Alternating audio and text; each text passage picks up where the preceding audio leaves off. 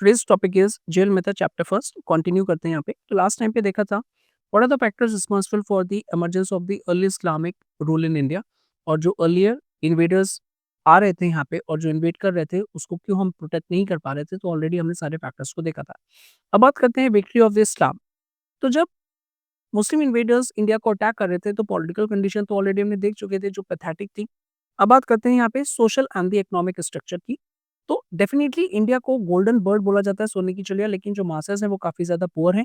Wealth तो है लेकिन पॉलिटिकल स्ट्रक्चर काफ़ी वीक है, और इसीलिए सोसाइटी को यहाँ पे पेट्रिफाइड सोसाइटी कंसिडर किया जाता है, एक डाउन टोडन सोसाइटी कंसिडर किया जाता है जहाँ पे कास्टिज्म और सोसाइटी लेवल्स काफ़ी ज़्यादा प्रेवलेंट है। अब वल्नरेबिलिटी की बात करेंगे तो हम अपने ट्रेजर को प्रोटेक्ट नहीं कर पाए अगेंस्ट दी मुस्लिम इन्वेडर्स। ज़्यादा ट्रेजर होने का ही ये रीज़न था कि मुस्लिम इन्वेडर्स अट्रैक्ट हो रहे थे इंडिया की तरफ और उनको बार-बार क्या कर रहे थे, यहाँ पे लूट कर रहे थे। अब डिफेंस मैकेनिज़्म भी हमारा काफ़ी वीक था क्योंकि हम डिवाइडेड थे, यहाँ पे यूनाइटेड नहीं थे। और अगर हम यूनाइटेड होते तो मैं भी पॉसिबल कि हम अच्छे से प्रोटेक्ट कर पाते, डिफेंड कर पाते अपनी टेरिटरी को यहाँ पे।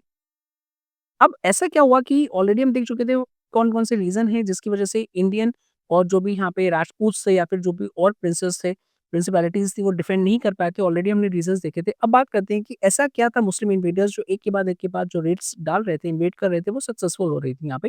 First of all superior military strength, organisation बहुत ही बेटर था, डिसिप्लिन थे, यूनिटी थी। इन कंट्रास्ट इंडिया में इसका अपोज़िट था। स्ट्रॉन्ग लीडरशिप थी, इन कंट्रास्ट इंडिया में वीक लीडरशिप थी, और at the time of the crisis कोई भी एक अच्छा लीडरशिप प्रोवाइड नहीं करवा पाया जिसकी वजह से कोई भी यूनाइट नहीं हो पाया, और ये रीज़न था कि जो इन्वेडर्स हैं वो एक के बाद कंट्रोल करते जा रहे थे।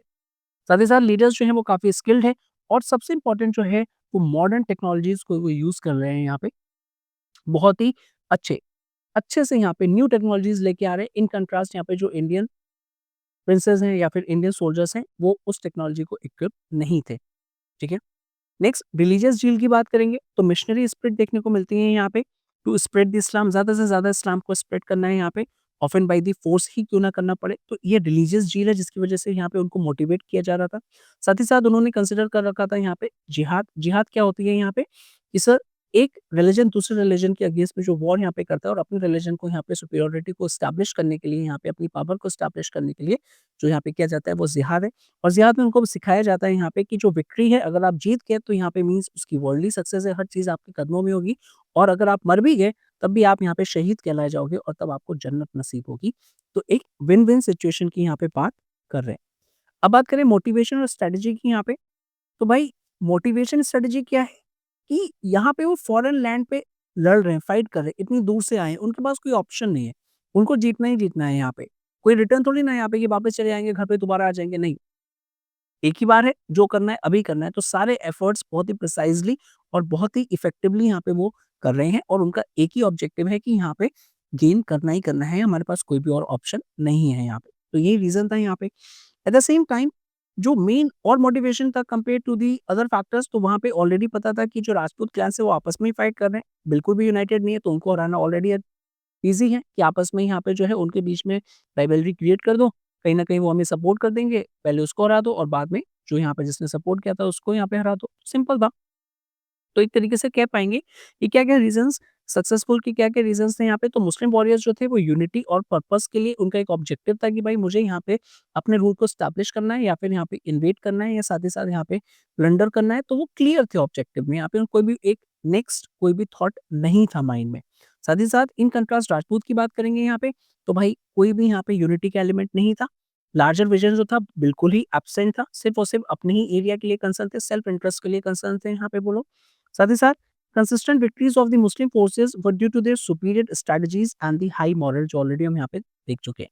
तो अगर आप कोई भी क्वेश्चन आ जाता है तो आप इसको यहाँ पे कंसिडर कर सकते हैं या फिर आंसर भी लिख सकते हैं। अब बात करेंगे अरब involvement in the India.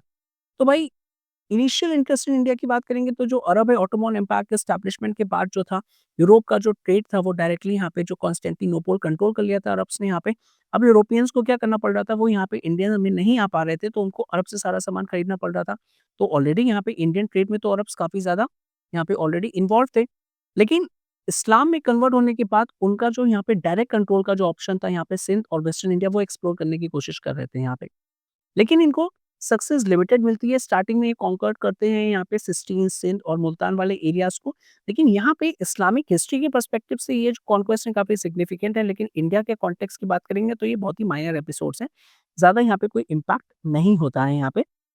Arabs काफ़ी ज़्यादा यहाँ पे कॉन्क्वेस्ट कर रहे हैं, लेकिन साथ ही साथ यहाँ पे इनके जितने भी अटेम्प्ट्स हैं, उनको हॉल्ट कर दिया जा रहा है बाय द इंडियन प्रिंसेस। तो ऑल्दो ये सेग्रीगेटेड है इंडियन प्रिंसेस के अटेम्प्ट्स, लेकिन कहीं न कहीं वो यहाँ पे जो एक स्पीड है उसको काफ़ी स्लो डाउन कर दे रहे हैं, जिसका पॉलिटिकल इम्पैक्ट ये हुआ कि अरब जो चाहते थे कि वो इस्लामिक एस्टैब्लिशमेंट करें इंडिया में एज़ अ पॉलिटिकल फोर्स, वो फेल्ड हो जाते हैं यहाँ पे। अब नेक्स्ट बात करते हैं सोशियो कल्चरल इन्फ्लुएंस की। तो जो इंडिया में जो कल्चर है, हिंदू कल्चर हो गया या फिर बुद्धिज़्म कल्चर हो गया, जिसका हाई मॉरल कैरेक्टर और इगैलिटेरियन बैकग्राउंड जो है वो काफ़ी ज़्यादा स्प्रेड हुआ था यहाँ पे, काफ़ी ज़्यादा फेमस था और अरब्स उसी को एडमायर करते हैं कि यहाँ पे जो सोशियो कल्चरल एडवांसमेंट हुआ है यहाँ पे रिलिजन में, वो काफ़ी इंपॉर्टेंट रोल प्ले करेगा। तो नॉर्मली यहाँ पे क्या हुआ कि भाई इस्लामिक एस्टैब्लिशमेंट हो गया और सभी को यहाँ पे फोर्सफुली इस्लाम को कन्वर्ट करना पड़ा यहाँ पे, क्योंकि पॉलिटिकल फोर्स एस्टैब्लिशमेंट हो गया। लेकिन इंडिया में इतनी डाइवर्सिटी थी और इतना ज़्यादा हाई एथिकल मॉरल कैरेक्टर था कि इंडिया में आके उनको लगा कि it is not possible in India.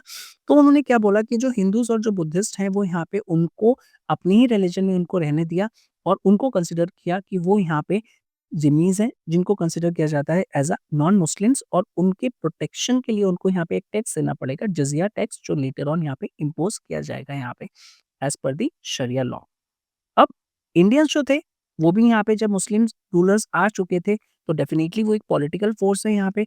भाई पॉलिटिकली वो काफ़ी ज़्यादा मेजॉरिटी में है यहाँ पे और जो अभी इस्लामिक इन्वेडर्स आए हैं, इस्लामिक रूलर्स जो आए हैं, वो यहाँ पे माइनॉरिटी में हैं। तो डेफ़िनेटली एडमिनिस्ट्रेशन के लिए उनको यहाँ पे पीपल्स की हेल्प चाहिए होगी, लोकल पीपल्स की, जिनका रिलिजन जो है वो यहाँ पे हिंदू है या फिर अलग यहाँ पे रिलिजन हो गया। जिसकी वजह से हुआ क्या, जो इंडियंस है वो भी एडमिनिस्ट्रेशन में पार्टिसिपेट करना स्टार्ट कर देते हैं, जिसकी वजह से एक अच्छा रिलेशन बन जाता है amongst the rulers and the ruled. तो इस तरीके से इंटरमिंगलिंग जो है वो यहाँ पे हमको देखने को मिलती है। अब बात करते हैं cultural victory of the Indians. तो इंडियन स्कॉलर्स की बात करेंगे यहाँ पे, तो एजुकेशन ऑफ अरब से स्टार्ट करते हैं कि जो भी ब्राह्मण स्कॉलर्स थे और जो भी बुद्धिस्ट यहाँ पे जो थे स्कॉलर्स थे यहाँ पे, सो वो अरब एलिट्स को यहाँ पे पढ़ा रहे हैं इंडियन लैंग्वेजेस और लिटरेचर। बिकॉज अगर आपको रूल करना है तो first it is very important to understand the language and the culture. तो यहाँ पे जो भी स्कॉलर्स हैं, जो संस्कृत यहाँ पे जो है लर्न पर्सन है, वो यहाँ पे उनको सिखा रहे हैं, संस्कृत पढ़ा रहे हैं, because most of the text जो है यहाँ पे वो इन्हीं लैंग्वेजेस में यहाँ पे हैं। अब philosophy, astronomy, mathematics, medicine, sciences, जैसे-जैसे ये लोग अरब एलिट्स पढ़ते जा रहे हैं, तब उनको पता चल रहा है कि भाई इतनी इंडिया में इतनी वास्ट नॉलेज और इस लेवल की नॉलेज है यहाँ पे कि भाई इतना ज़्यादा यहाँ पे कल्चरल वैल्यूज़ हैं। अब होता क्या जा रहा है, जब वो इन इंडियन वैल्यूज़ को इनकलकेट करते जा रहे हैं, इंडियन नॉलेज को इनकलकेट करते जा रहे हैं, तो वो एक्सपेंड करेंगे। भाई वो नॉलेज अपने यहाँ पे लेके जाएँगे और वो काफ़ी ज़्यादा यहाँ पे स्प्रेड होगी। ठीक है? तो इसका इम्पैक्ट क्या हुआ मुस्लिम वर्ल्ड पे? फॉर एग्ज़ाम्पल इंडियन न्यूमरल्स की बात करेंगे हिंदी से, that is transmitted to the Europe. It is only because of this culture. Indian books translated into Arabic and spread to the Muslim countries. तो जितनी भी इंडिया की ट्रेडिशनल नॉलेज थी यहाँ पे, इंटेलेक्चुअल कैपेबिलिटीज़ थी, तब जाके यहाँ पे मुस्लिम कंट्रीज़ में यहाँ पे स्प्रेड हुई और उसके बाद यहाँ पे यूरोप में and the other part of the world में स्टार्ट हो जाता है। नेक्स्ट है transformation of the Arabs in Sindh areas में। तो यहाँ पे कल्चरल शिफ्ट देखने को मिलेगा। इनिशियली जब वो आए थे यहाँ पे तो इंडिया के कल्चर को ज़्यादा कंसिडर नहीं कर रहे थे यहाँ पे, लेकिन उसके बाद स्लोली एंड ग्रेजुअली जब यहाँ पे वो एक्सपीरियंस करते हैं इंडिया के कल्चर की गुड वैल्यूज़, तो वो इनकलकेट करते हैं और वो चाहते हुए और ना चाहते हुए भी एक यहाँ पे कल्चरल एम्बेसडर्स का काम करते हैं फॉर द इंडिया, कि जो इंडिया का रिच कल्चरल हेरिटेज है उसको वो यहाँ पे एक्सपेंड करते हैं मुस्लिम वर्ल्ड में, ताकि लोग जो है यहाँ पे उनको पता चल पाए कि इंडिया में भी इतना रिच कल्चरल हेरिटेज यहाँ पे एग्जिस्ट है। अब बात करेंगे रिलीजियस फैनेटिसिज्म। सर ये softened due to the India's friendly social conduct and the liberal outlook, कि भाई जिस एरिया में यहाँ पे मुस्लिम इस्लामिक इन्वेडर्स आ रहे हैं उनका एक ही ऑब्जेक्टिव है कि वहाँ के लोगों को फोर्सफुली कन्वर्ट करवाना। लेकिन इंडिया में आके ये जो फेनेटिज्म था वो यहाँ पे सॉफ्ट पड़ जाता है, क्योंकि इंडिया में वो पीपल्स उनको एक्सेप्ट करते हैं और वो जो यहाँ पे इन्वेडर्स हैं वो उनके रिलीजन को डिटैच करते हैं कि वो यहाँ पे अपने रिलीजन को प्रैक्टिस कर सकते हैं due to its high ethical, cultural, moral values की वजह से। साथ ही साथ यहाँ पे एडॉप्शन ऑफ इंडियन प्रैक्टिसेस की बात करेंगे तो Arabs in Sindh and the Multan, sir वो काफ़ी ज़्यादा यहाँ पे इंडियनाइज़ एलिमेंट्स को कंसिडर करते हैं यहाँ पे। Sir they even employed the Indian architects, क्योंकि ये जो इन्वेडर्स हैं वो अपने साथ यहाँ पे जो है वो कुछ ग्रुप ऑफ पीपल्स ही लेके आएँगे, सभी लोग तो नहीं लेके आएँगे।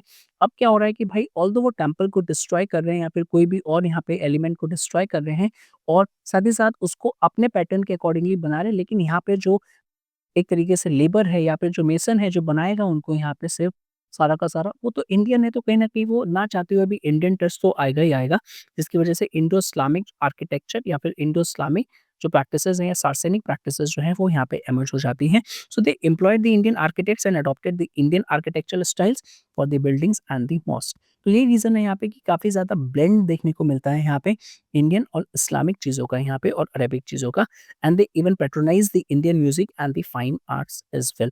ठीक है? तो इस तरीके से हमने यहाँ पे देखा कि किस तरीके से जो इस्लामिक एस्टैब्लिशमेंट वो होता है और साथ ही साथ यहाँ पे सोशियो और कल्चरल कॉन्टेक्स्ट जो है, वो किस तरीके से एक मेल्टिंग पॉट बन जाता है ऑफ द कल्चर का यहाँ पे, और आने वाले लेसन्स में हम और इसको यहाँ पे कंटिन्यू करेंगे। Thank you very much for watching this. Have a good day and stay safe and keep studying.